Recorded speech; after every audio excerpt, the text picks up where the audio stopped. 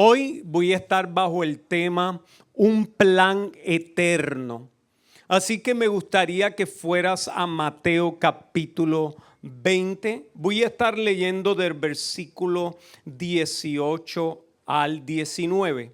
Dice así: He aquí, subimos a Jerusalén, y el Hijo del Hombre será entregado a los principales sacerdotes y a los escribas, y le condenarán a muerte, y le entregarán a los gentiles para que le escarnezcan, le azoten y le crucifiquen, mas al tercer día resucitará. Ahora, quiero hablarles que las personas no entendían por qué el Mesías había venido. Cuando él comienza a declararle que él venía a morir en la cruz, ellos se sorprenden. ¿Por qué? Porque los judíos esperaban un Mesías que los libertara de la opresión de Roma. Ellos esperaban un Mesías que fuera un conquistador, que fuera un rey. Amados, y cuando Jesús empieza a hablar de su crucifixión, de su muerte, ellos comienzan a entristecerse. Inclusive en una ocasión le dijo a los discípulos que él era necesario ir a Jerusalén y morir en la cruz. Y Pedro lo sacó aparte y le dijo: Maestro, no hagas esto. Entonces Jesús le dijo: apártate de mí, Satanás, porque no pones la mirada en las cosas de arriba, sino en las de la tierra. Porque Pedro no había entendido para qué había venido él. Entonces, cuando nosotros no entendemos el proceso del cual Dios está trabajando con nosotros, muchas veces nos cegamos espiritualmente y no vemos lo que Dios está haciendo. Quizás estás pasando por alguna enfermedad, por una situación familiar, y Dios así lo está permitiendo para transformar nuestras vidas. Inclusive en ocasiones pasamos situaciones que nos sentimos solos, nos sentimos desamparados y pensamos que hasta Dios se ha olvidado de nosotros. Pero eso no es lo que significa. En esos momentos, ¿sabes qué Dios está provocando? Está provocando, amados y amadas que están aquí, que nosotros tengamos como única opción a Jesús.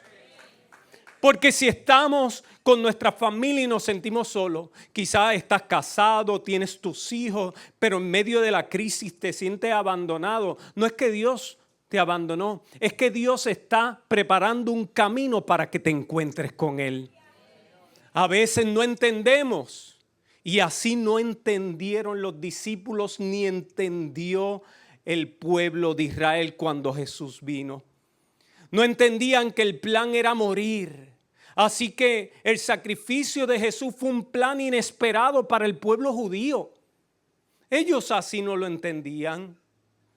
El enfoque principal de los judíos era terrenal. Ellos esperaban un rey que los libertara, pero sin embargo Jesús vino para libertarnos del corazón. Porque hay muchas personas fuera de la cárcel, pero son esclavos en su vida, en su corazón, en su mente. Más que ser libre, como cada uno de nosotros. Pero entre nosotros en ocasiones hemos sido esclavos de pensamientos negativos. Hemos sido esclavos de frustraciones, de desánimo. Y Dios quiere libertarnos por medio de Jesús. Ese era el plan que Él tenía. Pero sin embargo, el enfoque de los israelitas era que los libertara de la opresión de un reino. Y ahora, ¿por qué los judíos no creyeron en Jesús? Inclusive hay judíos que todavía no creen hoy que Él es el enviado, Él es el Mesías. Número 1, porque no trajo paz a Jerusalén ni paz mundial. Ellos esperaban un rey que trajera paz. Pero para ellos, recuerden que ellos lo estaban viendo en el término terrenal. Como Roma lo oprimía, decían: no es el Mesías porque no ha traído paz. Sin embargo, Jesús vino para cambiar el corazón del hombre, porque hay muchos que están libres, pero todavía están en guerra. Segundo, ellos piensan que porque no construyó el tercer templo con todo su esplendor y gloria, ellos esperaban algo físico y Jesús estaba hablando algo del corazón. Por eso es importante y Dios quiere que todos seamos prosperados y bendecidos en toda la área. Pero más que lo físico, más que lo tangible, lo espiritual es mucho mayor. Porque lo terrenal va a pasar. Todos nosotros nos vamos a morir. La casa, la tierra, los carros, el reloj, las cadenas, todo eso se queda aquí. Pero sin embargo tu espíritu se va con Dios. Cuando Jesús hablaba de la transformación del hombre y por eso los judíos no lo entendían. Tercero, porque no los libertó de la opresión del imperio romano y no estableció su reino. No se estableció como rey. Ellos esperaban un David que llegara a conquistar y a hacer el reino que ellos esperaban. Cuarto, porque no provocó que los judíos exiliados volvieran a Israel. Todavía, al sol de hoy, ellos están esperando que los judíos exiliados, si usted no sabía, hay 10 tribus desaparecidas porque fueron exiliados y no se sabe dónde están esos judíos. Y ellos esperaban que con la venida de Jesús, ellos volvieran nuevamente a Israel. Y como no volvieron, pues lo descartaron. Quinto, no creen que, sexto, ellos no creen que Jesús era el Mesías porque quebrantaba las leyes judías, no celebraba el Sabbat. ¿Recuerdan aquella vez donde los discípulos comieron en el Sabbat? Ellos se molestaron y Jesús le dijo, es que el Sabbat soy yo. Jesús era el Mesías y no se daban cuenta. 7, porque fue muerto en un madero y para ellos era maldición. Ahora, todo esto que ellos analizaban era porque sus ojos espirituales estaban cerrados. Porque ellos tenían la Torá y los profetas, y la Torá y los profetas hablan del Mesías. Y hoy quiero señalarte cómo pasaron por alto muchas profecías que ellos tenían, que no las vieron, que no las entendieron. Y eso nos puede pasar a nosotros, que Dios nos está ministrando a nuestro corazón, nos está hablando, pero como estamos más enfocados en otras cosas, no vemos lo que Él está haciendo. Y yo quiero que usted salga de aquí hoy entendiendo no solamente lo que Jesús hizo por usted, sino por lo que está haciendo hoy, que muchas veces no lo puedes ver porque tus ojos espirituales están cerrados. Yo quiero que hoy usted abra sus ojos espirituales y pueda ver que en los procesos que usted está pasando, Dios está en medio. Que Dios no se ha olvidado de usted, que Dios le sigue amando, que Él quiere transformar tu vida, tu familia, tus hijos. Si hablamos de avivamiento, tenemos que hablar de restauración. Él vino para transformar nuestra vida. El que se encuentra con Jesús jamás vuelve a ser la misma persona. Tenían la escritura y no podían verlo. Ellos creían que el Mesías no podía ser como un Dios, que no podía ser Dios. Pero sin embargo la profecía de Isaías nos enseña otra cosa. Me gustaría que fuera Isaías 9:6. Y este es mi primer punto. Jesús, Dios encarnado. Mira lo que dice. Porque un niño nos es nacido, hijo nos es dado, y el principado sobre su hombro. Y se llamará su nombre admirable, consejero, Dios fuerte, Padre eterno, príncipe de paz. Aquí podemos ver, amado, que se le llama a Jesús con los atributos de Dios. Le dice Dios fuerte. Y si usted busca en el original y en su Biblia, sale con D mayúscula se está refiriendo al Padre, Dios fuerte. Está hablando que le nacería un hijo que se llamaba Dios fuerte. Está hablando de la deidad de Jesús. Y no solamente esto, sino que dice Padre eterno. Que ese niño sería el Padre eterno. Y esto confirma las palabras de Jesús en Juan capítulo 14, versículo 8 al 10. Felipe le dijo: Señor, muéstrame el Padre y nos basta. Jesús le dijo: tanto tiempo hace que estoy con vosotros y no me has conocido, Felipe. El que me ha visto a mí, ha visto al Padre. ¿Cómo pues dice tú, muéstrame al Padre? ¿No crees que yo soy el Padre y el Padre en mí? Las palabras que yo os hablo, no las hablo por mi propia cuenta, sino que el Padre que mora en mí, Él hace las obras. Así que Jesús se presenta como el Padre, Dios encarnado. A ese Jesús es el que creemos, le servimos, adoramos y le alabamos. Hay muchas religiones que niegan la deidad de Jesús, pero sin embargo, la profecía decía que tenía los atributos de Cristo, los atributos del Mesías, porque cuando hablo de Cristo hablo del Mesías y que ese Mesías tiene los atributos de Dios. Ahora, no solamente esto, sino que podemos ver que las profecías hablan del Mesías que entraría triunfante. Ese Mesías que llegaría al mundo iba a entrar triunfante a Jerusalén. Y mira lo que dice Zacarías capítulo 9, versículo 9. Alégrate mucho, hija de Sión, da voces de júbilo, hija de Jerusalén. He aquí tu rey vendrá a ti, justo, salvador, humilde y cabalgando sobre un asno, sobre un pollino, hijo de asno. ¿Qué nos está enseñando aquí? Quiero señalar tres aspectos importantes. Dice justo. Nosotros somos justificados por el sacrificio de Jesús en la cruz del Calvario. Ninguno de nosotros que está presente aquí y que se reúne en todas las iglesias a nivel mundial es justo. La palabra dice que todos somos pecadores y estamos destituidos de la gloria de Dios.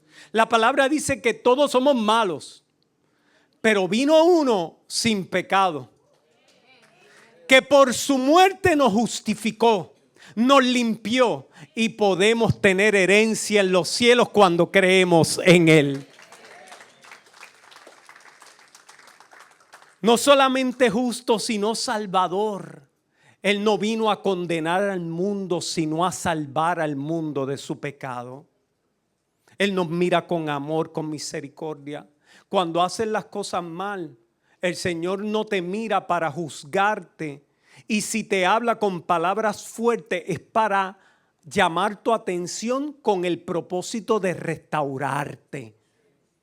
Así que tenemos uno que nos quiere salvar, el Mesías, el Salvador. Y dice aquí que era humilde, es humilde, ¿sabe? Y esto nos enseña el carácter de nuestro Dios. Cuando Dios nos da más, usted debe ser más humilde. ¿Cuántos están aquí? Si Dios te expone a grandes cosas, sé más humilde. Si Dios te provee, sé más humilde. Oye, pero el puertorriqueño, y tengo que hablar de Puerto Rico porque aquí es que yo vivo y aquí nací, prosperan y se ponen altivos. ¿O soy yo que he visto eso? Dios los pone en alto ministerialmente y se creen Dios menos uno. Entonces no, tenemos que ser humildes. ¿Por qué? Porque no se trata de nosotros, se trata de lo que Jesús hizo en la cruz. No se trata de nuestros talentos, habilidades, dones. Se trata de lo que el Mesías hizo por nosotros. Amén. Ahora bien, en Mateo capítulo 21, versículo 1 al 11, nos habla de la entrada de Jesús. Y esto está replicando lo que nos enseña Zacarías en capítulo 9, versículo 9. Dice que Jesús entró y decían: Hosana, Hosana el hijo de David. Porque cuando un rey, y yo quiero remontarlo a una historia bíblica, ustedes se acuerdan cuando Saúl y David venían de la guerra, que peleaban, y las doncellas decían: Saúl mató a 1000. ¿Se acuerdan? Y decían: no, pero David mató a 10,000. Y ahí viene el celo de Saúl, porque se acostumbraba cuando los reyes venían en victoria, el pueblo los alababa. Y aquí se da un acontecimiento profético y se da exacto. Vienen un pollino y le adoraron. Y ellos, los judíos, no pudieron discernir esa profecía. Lo que estudiaban no lo pudieron ver. Pero sin embargo, otros sí. Y pudieron reconocerlo como rey. Y muchos de los que están aquí, sin ver, sin estar presente, hemos identificado, porque nuestro espíritu ha sido ministrado por el Espíritu del Señor y nuestros ojos espirituales se han abierto y nos ha hecho que podamos ver que Jesucristo es el Señor, que sin Él no hay salvación. Pero los judíos no lo pudieron ver teniendo las profecías y estudiándolas. Así que, amado y amada, no permitas que las situaciones de la vida, no permitas que las frustraciones, no permitas que el desánimo no te dejen ver lo que Dios está haciendo en tu vida. Quizás hay personas que te han defraudado. Ahora la pregunta es: ¿cuántos han sido defraudados de personas? ¿Cuántos han sido defraudados de instituciones? ¿Cuántos han sido defraudados de políticos? ¿Sí o no? Todos hemos sido defraudados, pero nuestra mirada no puede estar puesta en ellos. Nuestra mirada debe estar puesta en Jesús. Ahora ellos no lo pudieron ver, pero hay una profecía que muchos pudieron ver, y aún judíos de ese tiempo. Es el Mesías sufriente. La profecía de Isaías 53, versículo 3 en adelante, nos habla del Mesías sufriente. Y quiero darte un dato interesante. Hay judíos de este tiempo que leen la Torá y los profetas, o que han sido instruidos en la Torá y quizás no han leído mucho los profetas, que cuando le leen Isaías 53 piensan que le están leyendo el Nuevo Testamento. Y dicen, le preguntan las personas: oye, ¿y este versículo que te estoy leyendo, de dónde es? Y ellos dicen: de la iglesia de la lectura de los cristianos. Y cuando le dicen: no, esto es del profeta Isaías, se quedan paralizados y dicen: del profeta Isaías, pero si me está describiendo a Jesús. Muchos de ellos han sido convertidos por leer esta profecía. Y aquí no habla del profeta. El profeta no habla del Mesías sufriente. Hoy celebramos el sufrimiento de Jesús en la cruz del Calvario por amor a nosotros. Y me gustaría leer estos versículos porque es importante que podamos entenderlo y verlo. Si no tienes Biblia, me gustaría que me puedas seguir en los monitores. Isaías 53, versículo 3. Despreciado y desechado entre los hombres, varón de dolores, experimentado en quebranto, y como que escondimos de él el rostro. Fue menospreciado y no lo estimamos. Ciertamente llevó él nuestras enfermedades, sufrió nuestros dolores, y nosotros le tuvimos por azotado, por herido de Dios y abatido. Mas él herido fue por nuestras rebeliones, molido por nuestros pecados. El castigo de nuestra paz fue sobre él, y por su llaga fuimos nosotros curados. Todos nosotros nos descarriamos como ovejas. Cada cual se apartó por su camino, mas Jehová cargó el pecado de todos nosotros. Angustiado él y afligido, no abrió su boca. Como cordero fue llevado al matadero, y como oveja delante de sus tranquiladores, enmudeció y no abrió su boca. Por cárcel, por juicio fue quitado, y su generación, ¿quién lo cortará? Porque fue cortado de la tierra de los vivientes, y por la rebelión de mi pueblo fue herido. Se dispuso con los impíos su sepultura, mas con los ricos fue en su muerte, aunque nunca hizo maldad, ni hubo engaño en su boca. Con todo eso, Jehová quiso quebrantarlo, sujetándole a padecimientos. Cuando haya puesto su vida en expiación por el pecado, verá linaje, vivirá por largos días, y la voluntad de Jehová será en su mano prosperada.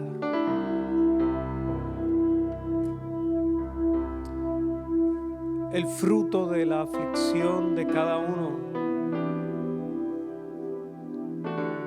de nosotros, de nuestros pecados, Jesús pagó por cada uno de ellos. Fue el plan de Dios que Él muriera por usted y por mí.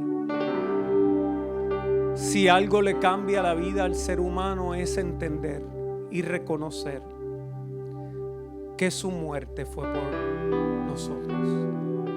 Porque si nosotros lo vemos algo histórico, como pues el Hijo de Dios murió en la cruz.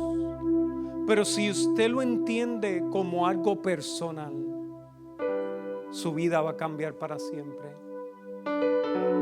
Cuando nosotros lo entendemos como algo personal, quiero decirle, amado, no volvemos a hacer lo mismo. Es muy posible que hayas visitado iglesias que te hayan traído desde pequeño. Si continúas practicando pecado, es que todavía no has conocido al Señor. Como podemos ver que hay muchas personas que confiesan con su boca que Jesucristo es el Señor, pero con sus acciones no. Entonces, cuando nosotros reconocemos que somos pecadores, que hemos ofendido a Dios, porque veo a las personas diciendo, no, yo no soy drogadicto, yo soy bueno, yo no le hago nada a nadie, no le hago daño a nadie, y se piensan que por sus obras son justificados, cuando la ira, el chisme, el desearle mal a alguien, la envidia y todas esas cosas son pecados. Entonces, amado, debemos reconocer y ser transparentes delante de Dios cuál es nuestra condición. Y cuando nosotros lo reconocemos, ahí el Señor comienza a cambiar nuestra vida. Si yo estoy aquí hoy es porque un día reconocí que no era bueno. Es que un día reconocí que era malo, que era pecador, y tenía solo una opción: Jesús. Y cuando lo reconocí que lo necesitaba, mi vida cambió.